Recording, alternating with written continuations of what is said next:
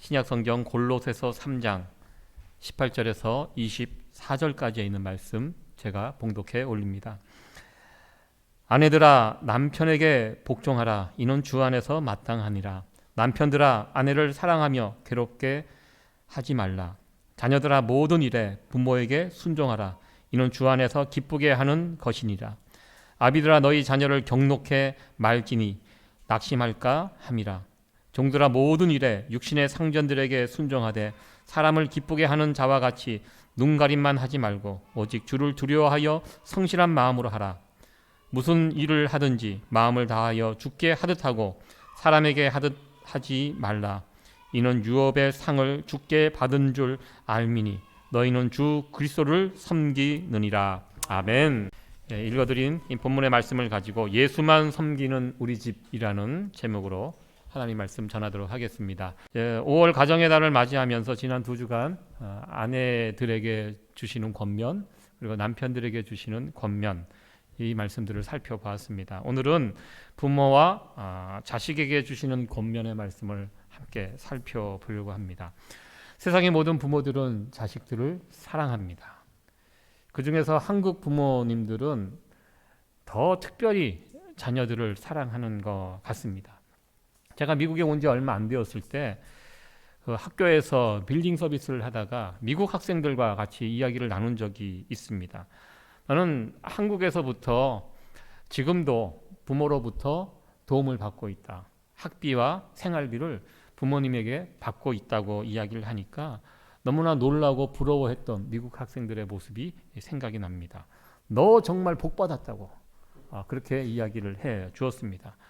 나뿐만 그렇게 사는 것이 아니라 여기에 있는 대부분의 한국 학생들은 대부분 다 지금 부모님으로부터 도움을 받고 있다.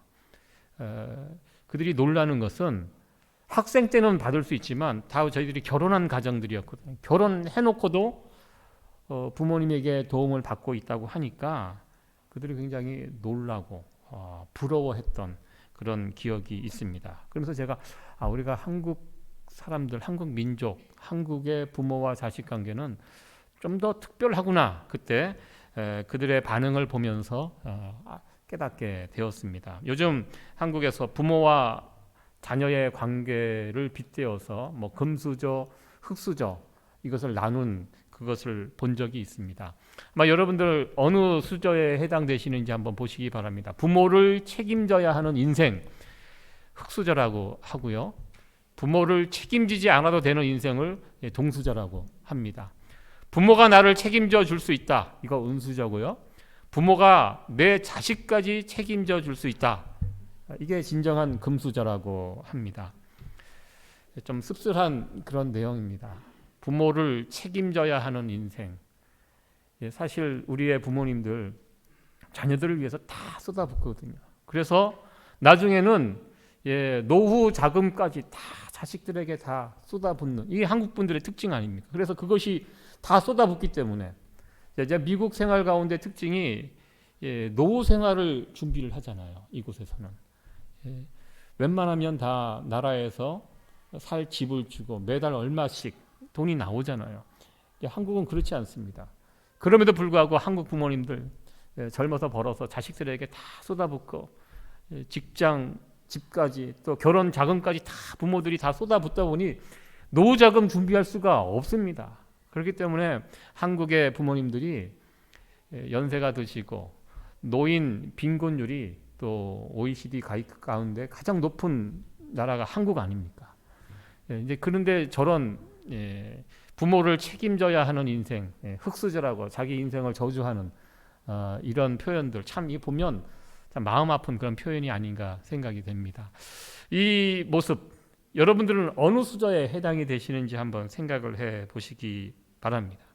누가 만들어낸 그런 이야기 같지만 현실과 동떨어진 이야기는 아닌 것 같습니다. 요즘 부의 대물림, 가난의 대물림. 내 부모님이 부자면 자녀들, 할아버지가 부자면 손자까지 부자가 이어지게 되고요. 내 부모님 가난하면 그 가난이 자식에게도 대물림되는 이런 현실을 꼬집는 그런 분류, 그런 표현이 아닌가 이렇게 생각이 됩니다. 오늘 말씀의 주제는 부모와 자녀의 관계입니다. 우리가 이민자로 이 땅에 살면서 특별히 자녀들에 대한 이 관심이 한국에서 살 때보다 더 애틋하고 더 간절한 것이 이 이민자의 삶이 아닌가 생각이 됩니다. 어느 분은 자녀 때문에 미국에 오신 분들도 있었습니다. 자녀의 교육 문제, 자녀들에게 좀 더 좋은 환경에서 교육시키고 또 이들이 이 땅에서 성공적인 삶을 살기 위해서 부모의 남은 인생을 다 투자하면서 이곳에서 미국에 와서 이민자로 새로운 직장, 일을 찾아서 죽도록 일하시면서 자녀들을 또 키워가는 그런 부모님의 모습들을 또 흔히는 우리는 이곳에서 발견하게 됩니다. 한국인의 자녀들에 대한 이 사랑, 열정, 교육열 유명합니다. 그래서 미국에서 방영되는 드라마나 영화 같은 거 보면 한국인 부모를 그릴 때 성실하고 부지런하고 그리고 또 한 가지 자녀 교육에 대한 열정이 있는 민족으로 그렇게 한국 사람들을 표현하는 것을 우리는 보게 됩니다. 부모의 자식에 대한 열정, 사랑, 관심, 그리고 우리의 기대대로 우리의 자녀들이 그렇게 성장하는 그런 가정도 물론 있습니다. 자녀들이 부모의 그 기대대로, 소원대로 잘 자라서 이곳에서 성공스러운 삶을 살아가는 그런 자녀들 있습니다. 많이 있습니다. 그러나 그 반대의 경우도 있는 것을 보게 됩니다. 특별히 1.5세, 2세들 보면 부모님으로부터 받은 그 상처, 나중에는 그것 때문에 부모님과 왕래도 하지 않고 서로 안 보면서 살아가는 부모님과 자녀 세대가 의외로 많다는 것을 제가 보며 깜짝 놀란 적도 있습니다. 충격을 받았습니다. 저도 자녀를 키우는 그런 부모의 입장으로서 부모와 자식이 그렇게 틀어져 갖고 안 보고 살면 정말 살맛 안 나겠다. 정말 허무하겠다. 인생이. 그런 생각이 들면서 그렇게 되지 않도록 참 저희들이 조심하고 또 조심하고 있는데요. 사람들 마음대로 되지 않는 것이 바로 인간들 간에 맺어지는 관계가 아닌가, 인간관계가 아닌가 생각을 해봅니다. 사람 뜻대로 되지 않습니다.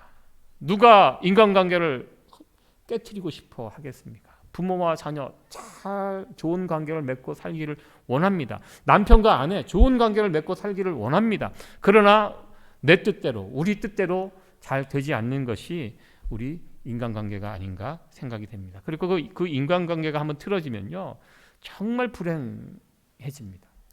언제 우리가 행복을 느낍니까? 남편과 아내가 사이가 좋을 때, 부모와 자식 간에 사이가 좋을 때 그때 행복을 느끼는 것입니다. 아무리 우리가 가진 게 많고 잘 돼도 그 관계가 틀어지면, 특별히 가족 간의 관계가 틀어지면 그건 바로 지옥입니다. 불행해집니다. 그래서 우리가 가정 안에서 남편과 아내의 관계, 부모와 자식의 관계를 잘 세워가는 거, 이거 정말 중요한 문제라고 생각을 해보았습니다. 어떻게 하면 우리가 이 인간관계를 잘 세워갈 수 있을까? 하나님께서 우리에게 주신 이 말씀의 이 디렉션대로 한번 오늘 말씀을 통해서 한번 살펴보는 이 시간이 되었으면 좋겠습니다. 첫 번째, 좋은 관계의 원리 첫 번째는요, 예수님은 우리의 주인입니다. 같이 한번 이 말씀 외쳐봤으면 좋겠습니다. 시작. 예수님은 우리의 주인입니다. 아멘. 오늘 본문 이 골로새서 3장의 내용을 쭉 읽어보시면 여러 관계들이 여기 언급이 되는 것을 보게 됩니다. 아내들아, 남편들아, 자녀들아, 그리고 종들과 상전의 관계, 여러 관계들이 나오고 있는데요. 이 본문을 자세히 보시면 이 모든 관계의 중심이 되시는 분이 있습니다. 누굴까요? 예수님입니다. 이 모든 관계의 중심 역할을 하시는 분이 예수님이라는 사실을 오늘 제가 읽어드린 이 본문의 내용 가운데서 발견하실 수 있을 것입니다. 우리는 예수님을 믿는 사람들입니다. 여러분들, 예수님을 믿는다는 것이 무엇입니까? 예수님을 나의 구주, 나의 주인으로 섬기겠다. 이것이 예수님을 믿는 사람들입니다. 우리가 가정을 세우고 또 일터에서 사람들과 이런저런 관계를 맺고 일터를 세워갈 때도 우리가 예수님을 믿는 사람이라는 사실, 예수님을 나의 주인으로 섬기는 사람이라는 사실을 잊지 말아야 한다는 것입니다. 예수님을 믿는 사람으로서 남편과 아내의 관계는 어떻게 세워가야 할까? 예수님을 믿는 사람으로서 부모와 자식의 관계는 어떻게 세워가야 할까? 우리가 늘 이것을 염두에 둬야 된다는 것입니다. 그러니까 남편과 아내 사이에 누가 있습니까? 예수님이 계십니다.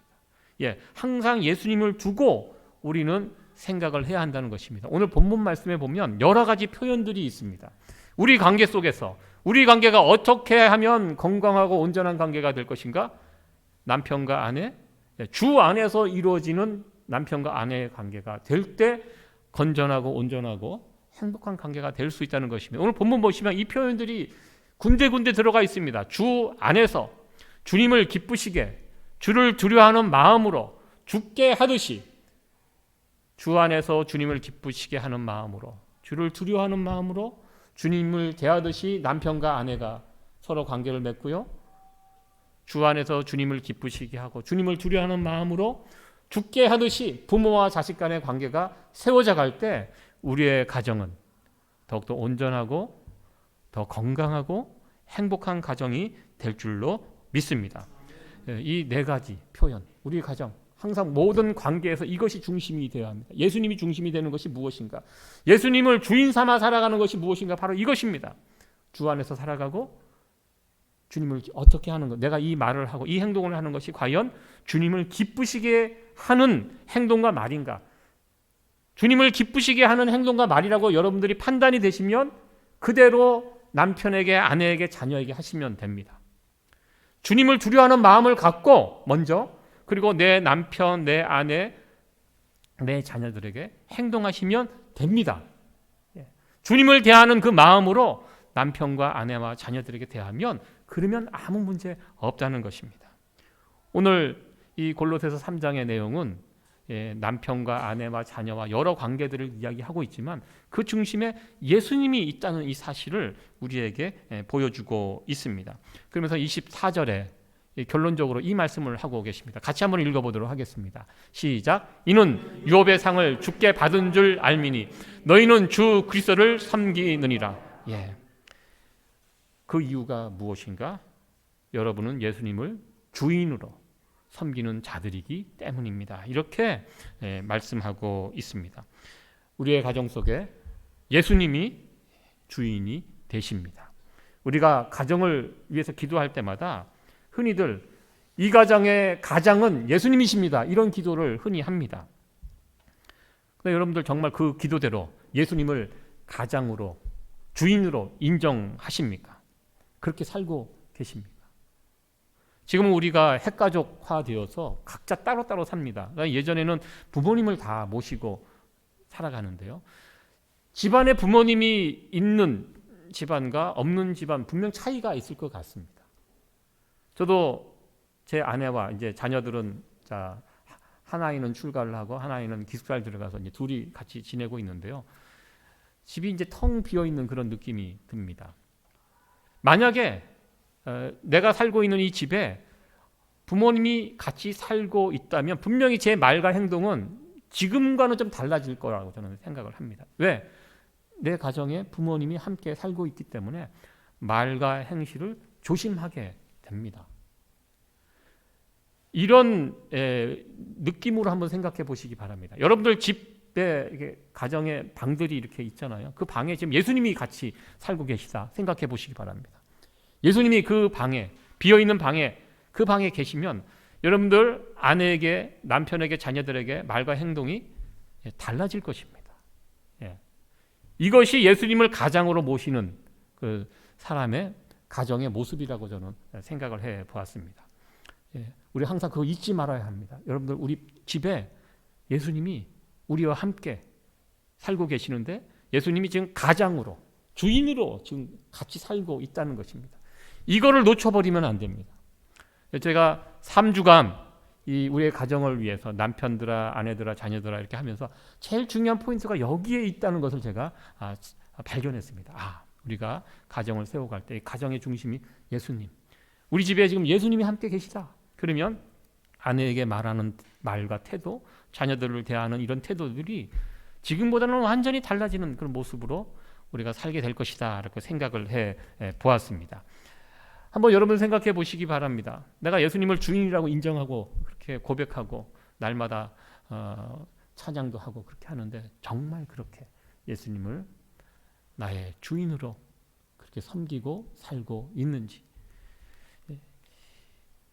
영화 하나를 간단하게 소개를 해보겠는데, 보신 분도 계시겠지만 인턴이라는 그런 영화입니다. 제가 2년 전인가 한번 이 영화를 보면서 참 마음이 따뜻해지는 그런 영화입니다. 아마 여러분들이 잘 알고 있는 배우가 나오는데요. 로버트 드니로라는 이분이 주인공입니다.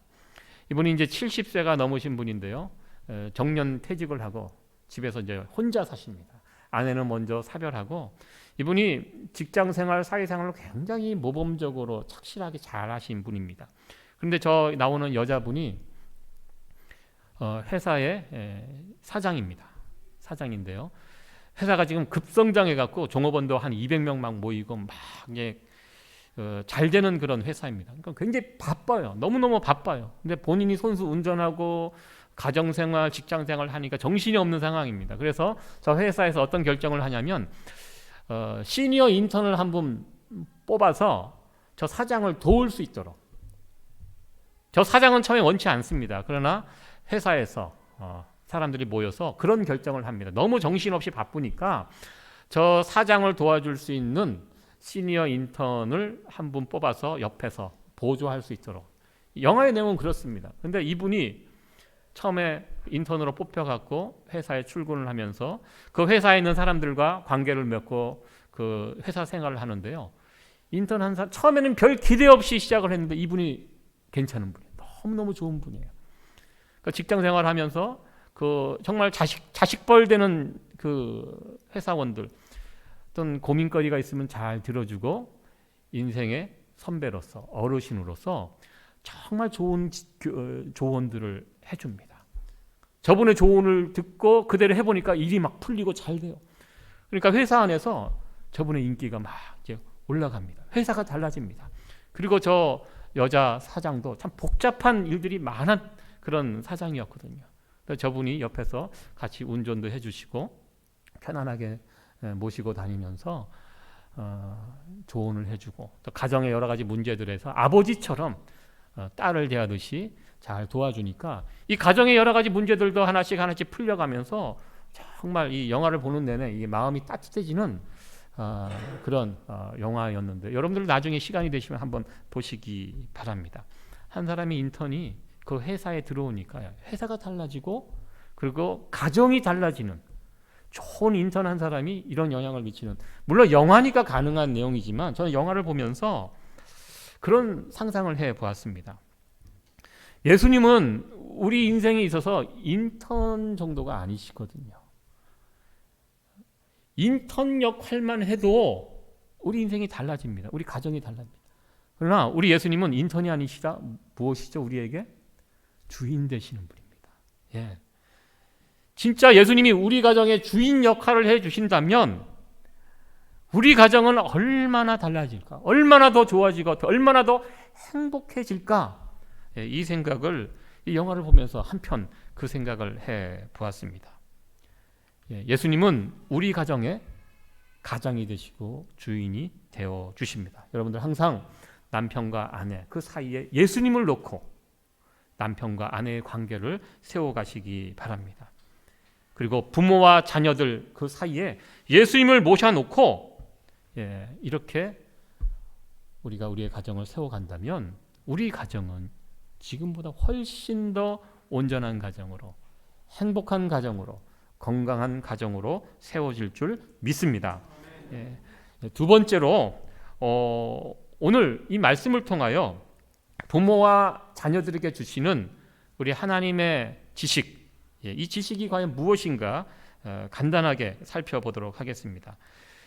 각 자녀에게 주시는 말씀, 부모에게 주시는 말씀인데요. 하나씩만 살펴보도록 하겠습니다. 먼저 자녀들아 하고 주신 말씀인데요. 20절 말씀입니다. 같이 한번 읽어보도록 하겠습니다. 시작. 자녀들아 모든 일에 부모에게 순종하라. 이는 주 안에서 기쁘게 하는 것이니라. 아멘.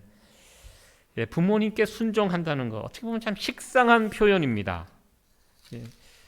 근데 잘 알고 있는 말씀이지만 사실 이 말씀을 실천하는 것은 그리 만만치 않습니다. 이 부모님께 순종하라. 이 순종하라는 이 단어, 이 헬라어 원문은 이렇게 되어 있습니다. 휘포 아쿠오라는 단어를 씁니다. 휘포는 어디 아래입니다. 아쿠오 듣는다. 아래에서 듣는다. 부모님께 순종하라.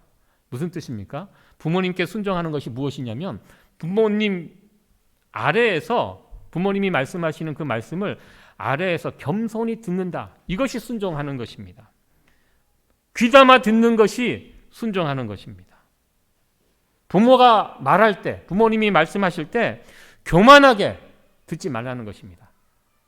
참 저는 이 말씀 들으면서 참 제 자신을 먼저 돌아보게 되었습니다. 자식은 부모와 이야기하는 것을 시간을 아깝다 이렇게 생각하는 것 같습니다. 여러분들은 어떠하십니까? 아직 부모님이 살아계신 분도 계실 거고 이미 하나님 곁에 보내신 그런 분들도 계실 것입니다. 여러분들은 부모님 말씀 잘 들으셨습니까? 예전에 저희 어머님이 저희 집에 방문한 적이 있습니다. 제가 미국 생활 20년 좀 넘어가고 있고요.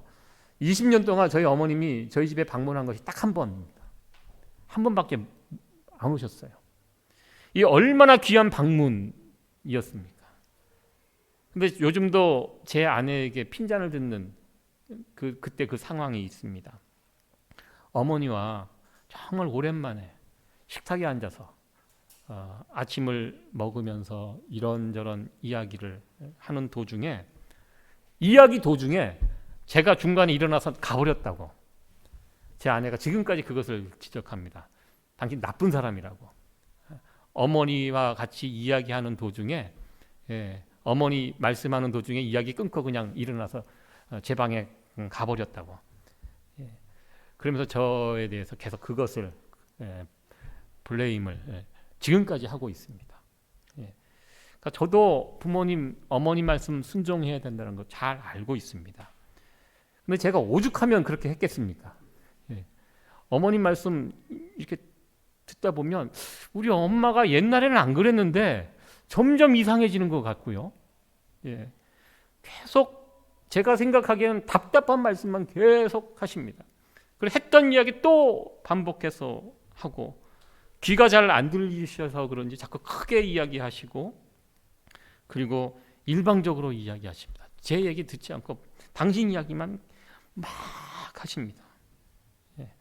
그러니까 제가 듣다가 견디다 못해 그냥 일어나서 제 방으로 갔던 것입니다. 제가 오늘 설교를 준비하면서 순종하는 것은 부모님 밑에서 겸손하게 듣는 것이다라는 것을 말씀을 통해서 확인하면서 참 제 상황이 먼저 부끄러웠습니다. 겸손하게 들어야 되는데 내가 그렇지 못했구나.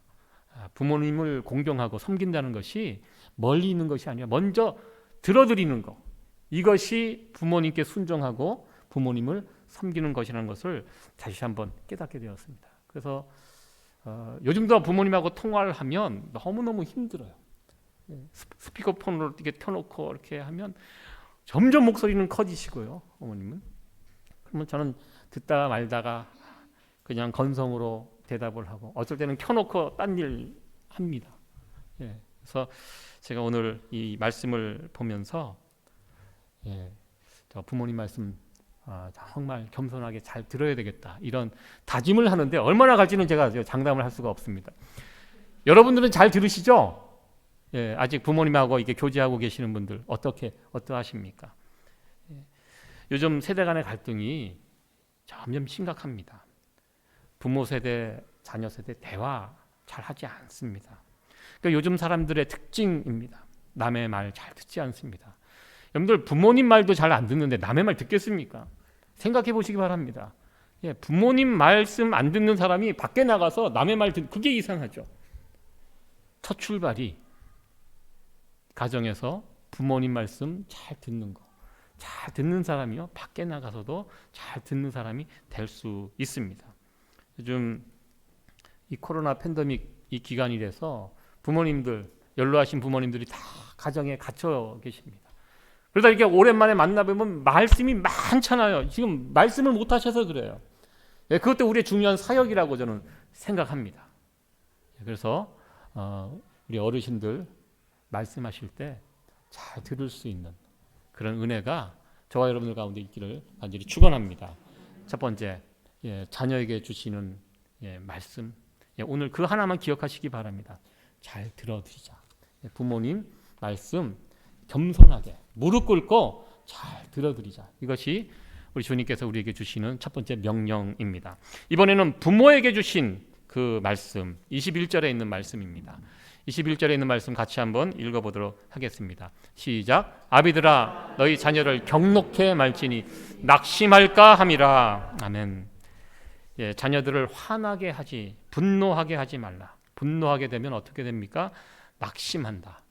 낙심, 열정을 잃어버린다. 기가 꺾여버린다라는 그런 뜻입니다. 사실 부모님은 가정에서 화가 나면 그 화를 어느 정도 풀 수 있습니다. 그러나 어린아이들은 화가 나도 그것을 마음대로 풀기가 어렵습니다. 왜? 자기 화나는 대로 풀어버리면 부모님인데 혼나기 때문에. 그리고 아이들도 어른들과 같이 감정이 있습니다. 감정이 상하게 되고요. 부모가 그것을 몰라주게 되면, 그리고 부모님이 힘으로 아이들을 눌러버리게 되면 그 자녀들은 분노하지 못하고 그냥 포기하고 낙심하고 그냥 그 가슴에 삭히게 됩니다. 그리고 그것이 시간이 가면서 계속 반복되다 보면 그것이 이제 상처로 남아서 이 상처는 언젠가는 이게 터지게 되어 있거든요. 그래서 나중에 부모로부터 받은 상처 때문에 이 관계가 틀어지고 그것 때문에 평생 고통 중에 있는 그런 자녀들의 모습을 볼 때가 있습니다. 그렇다면 자녀들이 분노하지 않도록 자녀들이 원하는 대로 다 들어줘야 하는가? 또 이런 문제가 있습니다. 기죽지 않게 하고 싶은 대로 다 하게 되면 어떻게 됩니까? 자녀들이 버릇없이 크게 되고 사람들에게 손가락질 받는 그런 인생을 살게 됩니다. 자녀들 기 살려준다고 원하는 대로 다 들어줄 수도 없습니다. 부모가 그럴 수는 없습니다. 그러니까 그것을 지킨다는 것이 참 어려운 것 같습니다. 요즘 자녀들 가운데 게임 중독에 빠진 자녀들 많이 있습니다. 저도 남자 아이 2명을 키워봐서 이 게임 중독이 무엇인지 잘 알고 있습니다. 여자분들은 잘 모르시겠지만 이 게임, 요즘 게임 정말 재밌습니다. 저도 어렸을 때 저희들은 동네 오락실 가갖고 동전 빌려갖고 이렇게 게임하던 그런 시대를 제가 살았습니다. 우리 송 집사님도 그 시대죠? 동네 오락실 다니면서 오락했던 오락 게임 정말 재밌거든요. 저도 집에서 하는 아이들, 제 아들 게임을 옆에서 이렇게 지켜보면 정말 재밌겠다. 우리 때하고는 차원이 달라요. 그 나오는 그림, 그 화면과 음질이 엄청 좋습니다. 그래서 나도 이참에 게임을 한번 배워볼까. 저도 게임을 참 좋아했던 사람입니다. 그래서 제가 제 아내가 게임을 하는 자녀들 막 야단치고 그럴 때 너무 그러지 말라고. 저거 되게 재밌는 거라고. 제가 게임을 해봐서 알아요. 그 마음을 알아요. 그런데 게임에 한번 빠지면요, 이 중독이 돼요, 아이들. 그럼 옆에서 저 정도면 중독인데. 그래서 제가 막 어느 정도 도를 넘어치면 못하게 막으면요, 난리가 납니다. 분노. 게임 재밌게 하는데 못하게 하면 이거 애들 미칩니다. 눈에서 막 분노가 이글거리고 제가 그걸 보면서 이거 진짜 이 게임 안에 악한 영이 있구나. 그걸 보면서 제가 알게 됩니다. 이거 막 한참 재밌게 하는 그 게임 할 때 막 여러분들 코드 같은 거 뽑으면 큰일 납니다. 큰일 납니다. 그 분노, 이거 막을 수가 없습니다. 그래서 우리 분명히 그런 상황에서 우리가 컨트롤하고 훈육도 하고 멈추게 하고 이렇게 해야 되는데, 중요한 것은 우리 자녀들 사이에 이 분노가 쌓여 있지 않도록 이거 해야 한다는 것입니다. 우리가 가정에서 자녀를 키우다 보면 상처 줄 수밖에 없습니다. 상처 하나도 안 주고 키울 수 없습니다. 그런 가정이 어디 있습니까? 다 상처를 주고받고 가정 안에서 그런 일들이 일어나는데, 중요한 것은 그 상처를 분노로 가지 않도록 치유하는 그런 과정이 우리 가운데 필요하다는 것입니다. 혹시 여러분들 자녀들 키우면서 생각나는 내가 자녀에게 상처 준 일이 혹시 여러분들 생각나거든 과감하게 자녀에게 용서를 구하는 그런 부모님이 되시기 바랍니다. 작년에 제 큰아들이 장가를 갈 때 제 아내가 그런 이야기를 하더라고요. 돌아보니까 정말 아이 3살, 4살 때 너무너무 화가 나서 아이 머리를 막 심하게 때렸던 그 기억이 있대요. 우리 큰아이도 못난 짓 많이 했거든요. 말 안 듣고. 그래서 우리 집사람이 참다 못해서 머리를 막 힘껏 막 때렸던 장가 보내기 앞서 그것이 막 너무 생각이 나더래. 너무너무 미안하고. 그래서 샌디에고에 있는 아들에게 전화해갖고 내가 그때 너 때린 거 머리 때린 거 너무너무 미안하다. 사과했습니다. 그 사과하니까요 우리 아이가 4살 때인가 그 기억하고 있더라고요. 그때 왜 그랬냐고. 그래서 미안하다. 용서해달라. 그렇게 하고 그 문제를 넘어갔던 기억이 있습니다. 여러분들 우리도 부모로서 자녀들 앞에 잘못한 거 있을 수 있습니다. 그럴 때 그냥 부모라고 내가 체면 이런 거 상관하지 마시고요. 생각나시면 여러분들 사과하세요. 아빠 미안하다 그때. 나 용서해달라. 그리고 엄마를 용서해달라. 내가 잘못했다. 미안하다. 이렇게 이야기하는 거 필요하다고 저는 생각합니다. 여러분들 우리 자녀들이요 생각보다 회복력이 강합니다. 부모가 진심으로 미안하다 사과하면요 그 자녀들 받아줍니다. 사실 제일 상처를 많이 주고받는 관계가 이 가족 관계거든요. 이 가정의 달을 이렇게 보내면서 내가 남편에게, 아내에게, 자녀들에게 혹시 상처를 준 일들이 여러분들 생각나거든. 여러분들 이 5월 가정의 달을 맞이하면서 미안하다. 내가 그때 실수했다. 잘못했다. 미안하다. 이렇게 사과할 수 있는 여러분 되었으면 좋겠습니다. 부끄러워하지 마시고 주저하지 마시고 한번 해보세요. 괜찮습니다. 말씀을 정리하도록 하겠습니다. 우리는 예수님을 믿는 사람들입니다. 예수님이 우리의 주인이 되십니다. 우리 가정의 주인 예수님이십니다. 항상 우리는 가정에서 관계를 맺어갈 때 예수님을 중심으로 두시고 관계를 세워가는 저와 여러분들 됐으면 좋겠습니다. 남편과 아내 사이에 예수님이 계시고요. 부모와 자녀 사이에 예수님이 계십니다. 그럴 때 우리의 관계는 예수님을 중심으로 세워져가는 가족의 관계들, 그런 관계가 되면요 우리 관계는 더 온전해지고 건강해지고 행복한 그런 우리의 가정, 우리의 관계가 될 줄로 믿습니다. 5월 이 가정의 달을 보내면 항상 그런 것 같습니다. 남편과 아내 그리고 부모님, 우리의 자녀들을 이렇게 생각해 보면 늘 가슴이 아프게 됩니다. 이 좋은 관계를 맺고 행복하게 살고 싶은데 우리 생각대로 잘 되지 않거든요.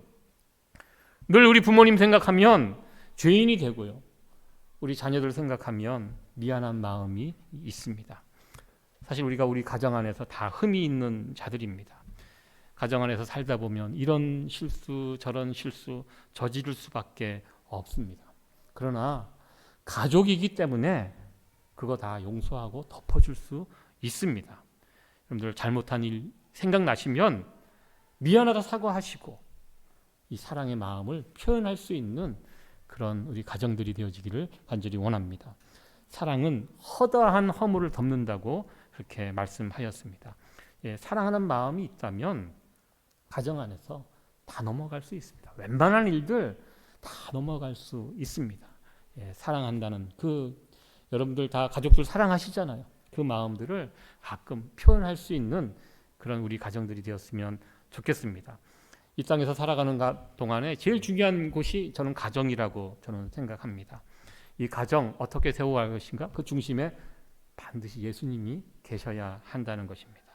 예수님을 늘 생각하시면서 예수님 안에서 우리의 가정을 세우시고 예수님을 기쁘시게 해드린 그 마음을 가지고 여러분들의 가정을 세워가시고 예수님을 두려워하시고 그리고 가족들을 대할 때 예수님을 대하듯이 우리가 우리의 가족, 남편과 아내와 자녀들을 대한다면 우리의 가정은 지금보다 훨씬 더 건강하고 복된 가정, 행복한 가정, 온전한 가정이 될 줄로 믿습니다. 이 귀한 가정들을 세워갈 수 있는 우리 세이비어 교회 성도 여러분들의 가정이 되어지기를 간절히 축원합니다.